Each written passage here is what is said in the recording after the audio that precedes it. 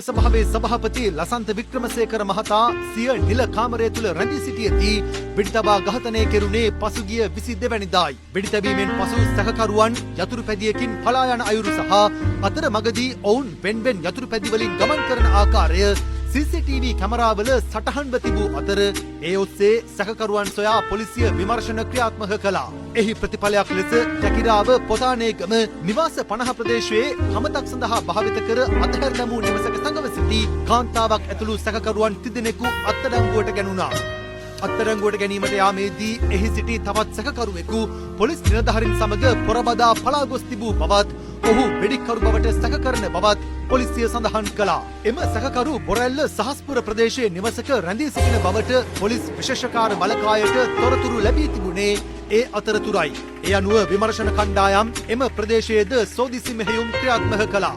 එහිදී අනාවරණ වුණේ සිය මිතුරෙකු හමුවීම සඳහා පැමිණි සැකකරු එහිදී කොණ්ඩයද කපාගෙන ඇඳුම් මාරු කර ඇති බවයි.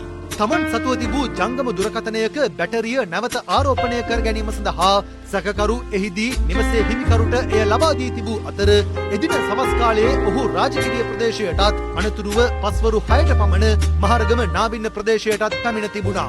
සවස 6:30ට පමණ ඔහු ත්‍රිරෝද රථයකින් මහරගම දෙසට ගමන් කරමින් සිටියදී විශේෂකාර බලකායේ කළුබෝවිල කඳවුරේ නිලධාරීන් සහ රාජ්‍ය බුද්ධි සේවයේ නිලධාරීන් ඔහු ලුහු බැඳ තිබෙනවා. මහරගම නගර මැදයේ පිහිටි බෝගස අසලදී සහකරු අත්අඩංගුවට ගැනීමට ඔවුන් උත්සාහ කිරීමේදී සහකරු ත්‍රිරෝද රථයෙන් පැන අතුරු මාර්ගයක පිහිටි ගරාජයක් සහිත රථගාලකට ගොස් ඇති බවයි පොලිසිය සඳහන් කළේ. එම අවස්ථාවේ පොලිස් නිලධාරීන් රථගාලේ රැඳී සිටි පුද්ගලයින්ද සමග එක්ව සවස 6:45ට පමණ සැකකරු අත්අඩංගුවට ගත් බව පොලිසිය පැවසුවා. අමාරු ෂූට් එකට ගිය බයික් එකේ බයික් එක කාගේද දුන්නේ කවුද? දැන් ඔබ ගත්ත තැනක් ඇති ගත්ත කෙනෙක් ඇති විස්තර කියපන් මිනිහා. ගල් කලින් ගත්තා. මම යන්නේ ගුවා. ඒකෙන් මල්ලි බත් එක ආපු අනිත් එක කවුද ෂූට් එකට? අරේ අල්ල ගත්තා. එතකොට උඹට වෙපන් එක කොහොමද හම්බුනේ? මට ඒක ඉතින් 9 යනකොට එන්නේ කියලා. කවුද කිව්වේ? බැලුවා. මේ මහවස් කෙනා යාර. ඇවිල්ලා මිනිස්සර පොඩ මෙහා බලන්න කියලා. ඉතින් නුඹලා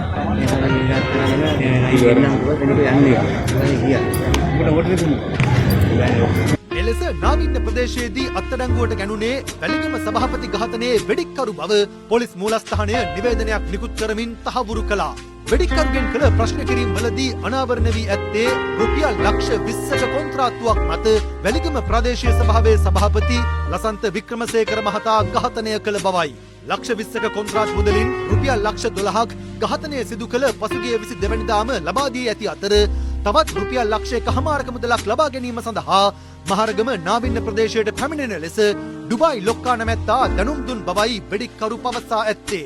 ඒ අනුව විදේශ රටකින් පැමිණි දුරකථන ඇමතුමක් ඔස්සේ සැකකරුට පවසා ඇත්තේ නාවින්න බස් නැවතුම්පොළ ඉදිරිපිට කසල බහලන බඳුනක සඟවා ඇති රුපියල් ලක්ෂ 1.5ක මුදල ලබා ගන්නා ලෙසයි.